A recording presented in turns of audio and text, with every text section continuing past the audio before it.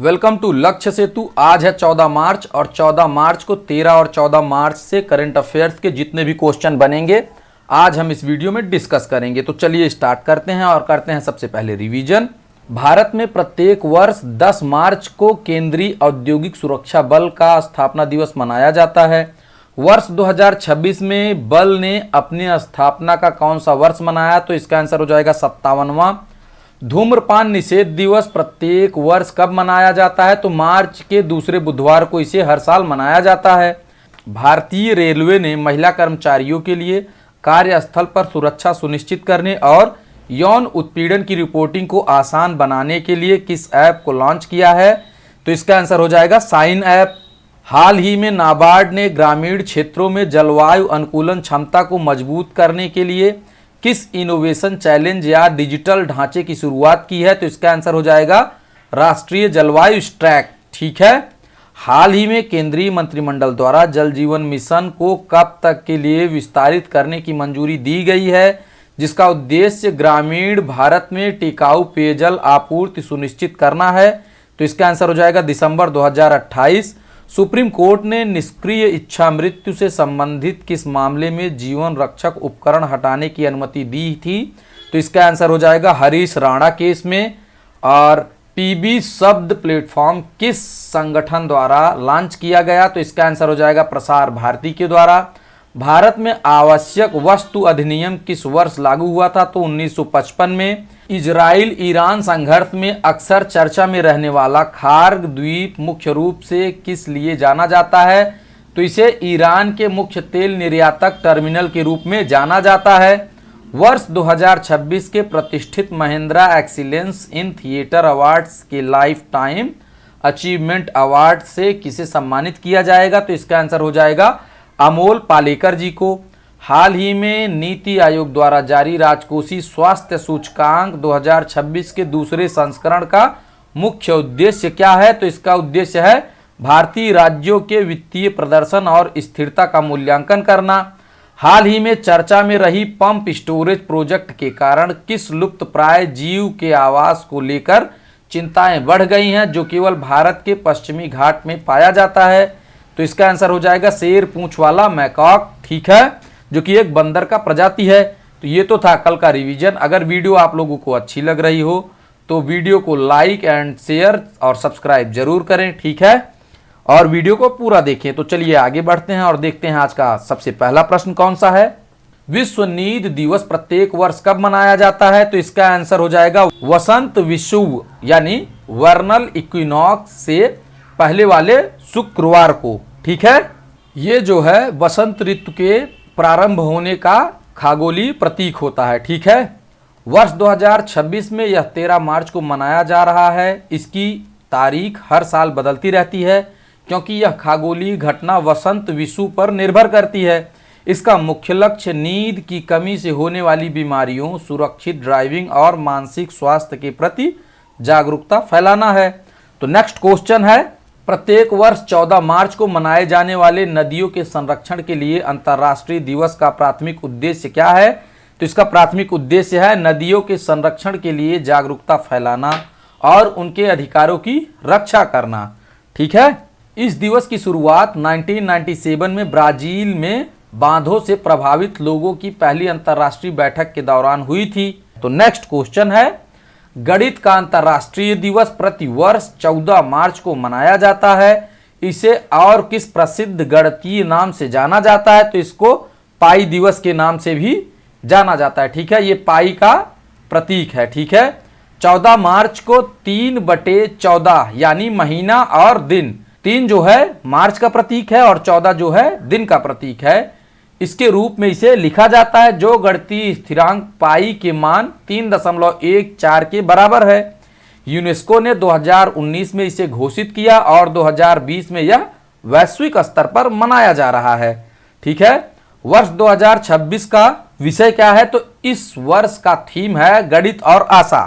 ठीक है, जो जलवायु परिवर्तन और बीमारी की मॉडलिंग जैसी वैश्विक चुनौतियों को हल करने में गणित की भूमिका को दर्शाता है। तो नेक्स्ट क्वेश्चन है, फरवरी 2026 में बंदरगाह प्रबंधन के लिए डिजिटल ट्विन तकनीक अपनाने वाला भारत का पहला बंदरगाह कौन सा बन गया है? तो इसका आंसर हो जाएगा वीओ चिदंबरनार बंदरगाह। ठीक है, वीओ चिदंबरनार बंदरगाह बन गया है। डिजिटल ट्विन क्या है? तो यह किसी भौतिक वस्तु जैसे बंदरगाह की आभासी प्रकृति यानी वर्चुअल कॉपी है। ठीक है, यह वास्तविक समय के डेटा का उपयोग करके परिचालन की निगरानी करता है। इसमें आईओटी सेंसर, जीपीएस, लीडार, मैपिंग और एआई जैसी उन्नत तकनीकों का उपयोग किया गया है। तो नेक्स्ट क्वेश्चन है, ओबीसी क्रीमी लेयर की अवधारणा सबसे पहले किस प्रसिद्ध न्यायिक मामले में पेश की गई थी? तो इसका आंसर हो जाएगा इंदिरा सानी मामला 1992 में इसे सबसे पहले पेश किया गया था। ठीक है, हाल ही में ओबीसी क्रीमी लेयर पर विवाद जो है यूपीएससी के द्वारा एक छिड़ी हुई थी। ठीक है, इसमें जो है अभ्यर्थियों के कुछ चयन को रोका गया था क्योंकि क्रीमी लेयर और नॉन क्रीमी लेयर का ये मामला था। हाल ही में सुप्रीम कोर्ट ने स्पष्ट किया है कि ओबीसी आरक्षण में क्रीमी लेयर का निर्धारण केवल माता पिता की आय के आधार पर नहीं किया जा सकता। ठीक है, कोर्ट ने कहा कि आय के साथ साथ माता पिता के पद और रोजगार की प्रकृति को भी देखना होगा। केवल 8 लाख रुपए की सीमा ही एकमात्र पैमाना नहीं है। यह फैसला पीएसयू, बैंकों और निजी क्षेत्रों में काम करने वाले कर्मचारियों के बच्चों के बीच भेदभाव को खत्म करने का प्रयास करता है। ठीक है, इसका उद्देश्य आरक्षण का लाभ पिछड़ों में भी सबसे पिछड़े लोगों तक पहुंचाना और समृद्ध वर्ग को बाहर रखना है। ठीक है, तो नेक्स्ट क्वेश्चन है, हाल ही में राष्ट्रपति भवन में आयोजित पर्पल फेस्ट का मुख्य उद्देश्य क्या है? तो इसका मुख्य उद्देश्य है दिव्यांग जनों के सशक्तिकरण और समावेशन को बढ़ावा देना। ठीक है, पर्पल फेस्ट सामाजिक न्याय और आधिकारिता मंत्रालय द्वारा 13 मार्च 2026 को आयोजित किया गया। ठीक है, तो नेक्स्ट क्वेश्चन है, भारत सरकार ने हाल ही में फसाई यानी भारतीय खाद्य सुरक्षा एवं मानक प्राधिकरण लाइसेंस और पंजीकरण की वैधता में क्या बड़ा बदलाव किया है? तो इसका आंसर हो जाएगा लाइसेंस और पंजीकरण को अस्थायी वैधता प्रदान की गई है। ठीक है, सुधार का उद्देश्य क्या है? तो ईज ऑफ डूइंग बिजनेस को बढ़ावा देना और खाद्य व्यवसाय संचालकों पर प्रशासनिक बोझ कम करना है। टर्नओवर सीमा में बदलाव 1 अप्रैल 2026 से होगा। ठीक है, बुनियादी पंजीकरण की सीमा 12 लाख से बढ़ाकर 1.5 करोड़ रुपए कर दी गई है। इससे छोटे व्यापारियों को बड़ी राहत मिलेगी। स्ट्रीट वेंडर्स के लिए राहत, नगर निगमों के पास पंजीकरण, रेहड़ी पटरी वालों को अब फसाई में अलग से पंजीकरण की जरूरत नहीं होगी, वे स्वतः पंजीकृत माने जाएंगे। ठीक है, निरीक्षण प्रणाली कैसी रहेगी? तो अब निरीक्षण जोखिम आधारित होगी यानी केवल उच्च जोखिम वाले या खराब रिकॉर्ड वाले व्यवसायों की ही सघन जांच होगी। ठीक है, तो नेक्स्ट क्वेश्चन है, हाल ही में चर्चा में रहा फ्रीडम शील्ड किन 2 देशों के बीच आयोजित होने वाला एक वार्षिक संयुक्त सैन्य अभ्यास है? तो इसका आंसर हो जाएगा अमेरिका और दक्षिण कोरिया के बीच ये जो है आयोजित हुआ। ठीक है, इस अभ्यास का मुख्य लक्ष्य दोनों सहयोगी देशों के बीच समन्वय बढ़ाना, क्षेत्रीय सुरक्षा खतरों विशेषकर उत्तर कोरिया में उत्पन्न चुनौतियों से निपटना है। इस दौरान पैट्रियट यानी MIM-104 पैट्रियट मिसाइल रक्षा प्रणाली और C-17 ग्लोब मास्टर जैसे परिवहन विमानों की भूमिका महत्वपूर्ण रहती है। ठीक है, इस वर्ष फील्ड ट्रेनिंग ड्रिल्स की संख्या 51 से घटकर 22 कर दी गई है, जिसे उत्तर कोरिया के साथ संबंधों को स्थिर करने के प्रयास के रूप में देखा जा रहा है। यह अभ्यास ऐसे समय में हो रहा है जब मध्य पूर्व में तनाव के कारण अमेरिकी सैन्य संपत्तियों जैसे पैट्रियट बैटरियां के संभावित स्थानांतरण की अटकलें लगाई जा रही हैं। तो नेक्स्ट क्वेश्चन है, हाल ही में जोस एंटोनियो कास्ट ने किस दक्षिणी अमेरिका देश के राष्ट्रपति के रूप में पदभार ग्रहण किया है, जो देश के रूढ़िवादी नेतृत्व की ओर एक बड़े बदलाव का संकेत है? तो इसका आंसर हो जाएगा चिली। ठीक है, हाल ही में HDFC एग्रो जनरल इंश्योरेंस ने किसे अपना नया प्रबंध निदेशक यानी MD और मुख्य कार्यकारी अधिकारी यानी CEO नियुक्त करने की घोषणा की है, जो 16 अप्रैल 2026 से पदभार ग्रहण करेंगे? तो इसका आंसर हो जाएगा अनुज त्यागी जी को। ठीक है, अनुज त्यागी जी को यह पदभार संभालने के लिए दिया गया है। ठीक है, नेक्स्ट क्वेश्चन है, हाल ही में गवर्नेंस नाउ 12वें पीएसयू राष्ट्रीय पुरस्कार में केएसआरटीसी को उनकी किस अभिनव पहल के लिए नवाचार में उत्कृष्टता श्रेणी में सम्मानित किया गया है? तो इसका आंसर हो जाएगा ध्वनि स्पंदना। ठीक है, ध्वनि स्पंदना में इन्हें ये पुरस्कार दिया गया है। ध्वनि स्पंदना प्रणाली विशेष रूप से दृष्टिबाधित यात्रियों के लिए बनाई गई है ताकि वे स्वतंत्र रूप से बसों की पहचान कर सके और यात्रा कर सके। ठीक है, इसे ऑन बोर्ड बस आइडेंटिफिकेशन एंड नेविगेशन सिस्टम के रूप में जाना जाता है जो ऑडियो आधारित मार्गदर्शन प्रदान करता है। इस परियोजना को जर्मनी के गिग के तकनीकी सहयोग से विकसित किया गया है। वर्तमान में इसे मैसूर शहर की 200 बसों में सफलतापूर्वक लागू किया जा चुका है।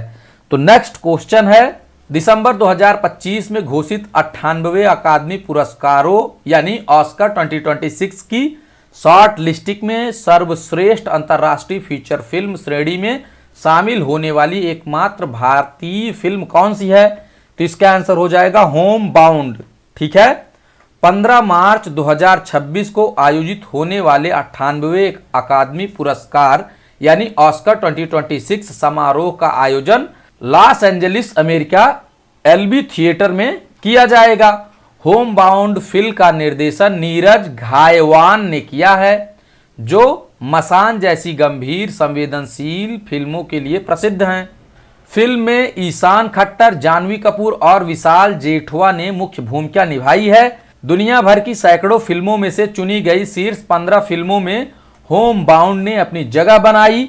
और अगला चरण क्या होगा? तो इन 15 शॉर्ट लिस्ट फिल्मों में से 5 फिल्मों को अंतरिम नामांकन यानी फाइनल नॉमिनेशन के लिए चुना जाएगा, जिसकी घोषणा 22 जनवरी 2026 को हो गई थी। ठीक है, तो नेक्स्ट क्वेश्चन है, मार्च 2026 में भारतीय रिजर्व बैंक द्वारा शुरू किए गए डिजिटल भुगतान जागरूकता कार्यक्रम का पहला चरण यानी पायलट प्रोजेक्ट किस राज्य में चलाया जा रहा है? तो इसका आंसर हो जाएगा महाराष्ट्र में। ठीक है, इसका उद्देश्य सुरक्षित डिजिटल भुगतान को बढ़ावा देना और धोखाधड़ी के जोखिमों के प्रति जागरूकता फैलाना है।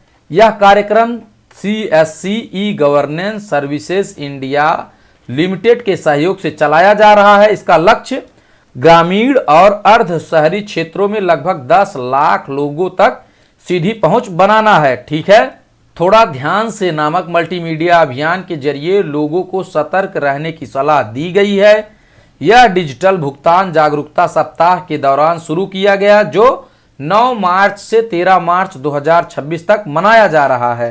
तो नेक्स्ट क्वेश्चन है, हाल ही में असम के मानस राष्ट्रीय उद्यान में खोजी गई नई पादप प्रजाति ऑसबेकिया जुबीन गर्गियाना का नाम किस प्रसिद्ध हस्ती के सम्मान में रखा गया है? तो इसका आंसर हो जाएगा जुबीन गर्ग के नाम पर इसका नाम रखा गया है। ठीक है, यह खोज असम के बक्सर जिले में स्थित यूनेस्को विश्व धरोहर स्थल मानस राष्ट्रीय उद्यान के घास के मैदान में की गई है। यह पौधा मेलस्टोमाटेसी परिवार से संबंधित है। यह एक 3.5 मीटर तक ऊंची झाड़ी है जिसमें सुंदर बैंगनी से गुलाबी रंग के फूल लगते हैं। यह खोज पूर्वी हिमालयी क्षेत्र की समृद्ध जैव विविधता को उजागर करती है। वनस्पति विज्ञान में किसी सांस्कृतिक हस्ती के नाम पर प्रजाति का नाम रखना एक दुर्लभ और सम्मानजनक परंपरा है। ठीक है, यह पौधा सितंबर से जनवरी के बीच फूलता है और स्थानीय कीटों व परागकणों के लिए भोजन का स्रोत बनकर पारिस्थितिकी तंत्र को संतुलित रखता है। ठीक है, तो नेक्स्ट क्वेश्चन है, हाल ही में चर्चा में रहा मायोफेंस कैंपी क्या है जिसे लगभग 100 वर्षों के बाद फिर से खोजा गया है? यह एक दुर्लभ गुफा निवासी हत्यारा कीट है। ठीक है, इसे किलर बग के नाम से भी जाना जाता है। इसका पहला वर्णन 1924 में ब्रिटिश कीट विज्ञानी विलियम एडवर्ड चाइना ने किया था। इसकी पहली पहचान मेघालय के प्रसिद्ध सीजू गुफा में हुई थी। ठीक है, गुफा निवासी हत्यारा कीट रेडुविडे परिवार से संबंधित है। इस परिवार के कीटों को हत्यारा कीट कहा जाता है क्योंकि ये अपने शिकार पर अचानक हमला कर उन्हें खत्म कर देते हैं। यह कीट पूरी तरह से अंधेरे और पोषक तत्वों की कमी वाला चूना पत्थर की गुफाओं में रहने के लिए अनुकूलित है। इसके लंबे और शिकारी उग्रपाद छोटे आर्थ्रोपोड्स को पकड़ने में मदद करते हैं। ठीक है, अंडमान में इसकी पुनर्खोज यह दर्शाती है कि हमारे भूमिगत पारिस्थितिकी तंत्र अभी भी रहस्यों से भरे हुए हैं और उनके संरक्षण की अत्यंत आवश्यकता है। तो नेक्स्ट क्वेश्चन है, हाल ही में चर्चा में रहा सिल्वर पिट क्रेटर जो एक विशाल क्षुद्रग्रह के टकराने से बना है, कहां स्थित है? तो इसका आंसर हो जाएगा उत्तरी सागर, नॉर्थ सी में यह स्थित है। ठीक है, यह यूके यानी यूनाइटेड किंगडम के यॉर्कशायर तट से 80 मील दूर समुद्र तल से 700 मीटर नीचे स्थित है। ठीक है, वैज्ञानिकों के अनुसार इसका निर्माण लगभग 43 से 46 मिलियन वर्ष पहले एक तीव्र गति वाले क्षुद्रग्रह के टकराने से हुआ था। इसकी पहली झलक 2002 में तेल अन्वेषण के दौरान मिली थी, लेकिन हालिया शोध ने इसे शार्प क्वार्ट्ज और फेल्डस्पार की उपस्थिति की पुष्टि की है, जो केवल उल्कापिंड के प्रभाव से ही बनता है। यह 3 किलोमीटर चौड़ा और इसके चारों ओर 20 किलोमीटर तक फैले गोलाकार दरारें हैं, जो टकराने के बाद उत्पन्न हुई आघात तरंगों का परिणाम है। तो नेक्स्ट क्वेश्चन है, जो कि आज का क्वेश्चन है, निम्नलिखित में से किस रसायन को रसायनों का राजा कहा जाता है? तो इसका आंसर आप लोग हमें कमेंट बॉक्स में देंगे। अगर वीडियो आप लोगों को अच्छी लग रही हो तो वीडियो को लाइक शेयर सब्सक्राइब जरूर करेंगे। ठीक है, तो चलिए आगे बढ़ते हैं और देखते हैं कल का क्वेश्चन। होर्मुज की खाड़ी किन दो प्रमुख जल निकायों को आपस में जोड़ती है? तो ये जो है फारस की खाड़ी और अरब सागर को आपस में जोड़ती है। ठीक है, बाकी इस डिस्क्रिप्शन को आप लोग ध्यान से पढ़ लेंगे। Thanks for watching, please subscribe.